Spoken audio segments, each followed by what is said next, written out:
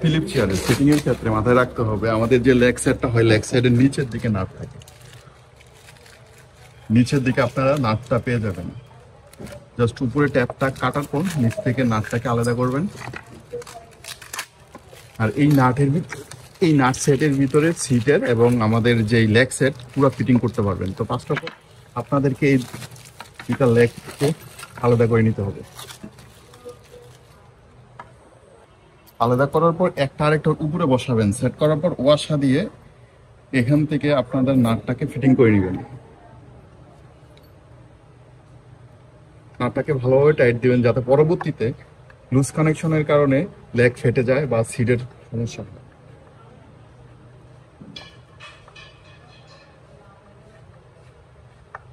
পর্যাপ্ত পরিমাণ টাইট দিতে হবে, যতক্ষণ পর্যন্ত টাইট দেওয়া পসিবল হবে।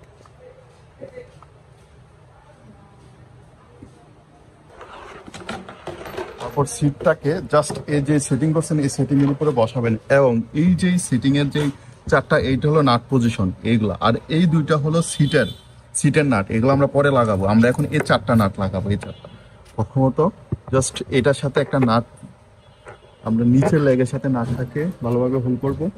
সেম কাজটা এই দিয়ে করবো।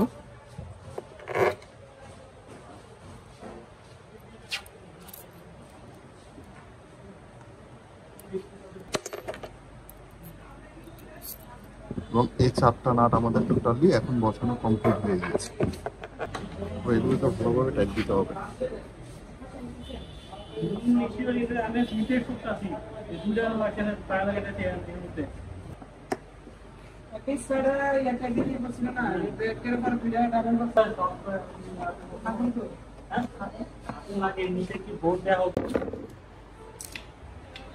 তারপর জাস্ট এই সিটটাকে এই পোর্শনে বসাবেন। জাস্ট এই পোর্শনে বসানোর পর দেখবেন যে এটা ফিটিং হয়েছে কিনা। এখান থেকে যদি ফিটিং হয় দেন তারপর এটাকে উল্টায় হাঁটুর উপরে নাট বাকি দুটা লাগাবেন। সেটা আমি দেখাই দিচ্ছি কিভাবে লাগাবেন। জাস্ট হাঁটুর উপরে রাখার পর হোল দুইটা মিলাবেন। মিলানোর পর এখান থেকে এই পাশ থেকে এবং এই পাশের দুই পাশের নাটটাকে ভালোভাবে টাইট দিবেন। যদি কখনো আপনাদের সিটটাকে ডাইওয়াশ করা লাগে ঠিক সেম ভাবে চেয়ারটাকে উল্টায় খুলে দেন ডাইওয়াশ করতে পারবেন সিটটাকে, ফেব্রিকটা যদি ময়লা হয় কখনো। এটা হলো ফুল সেট আপ একটা তিলিপ চেয়ারে।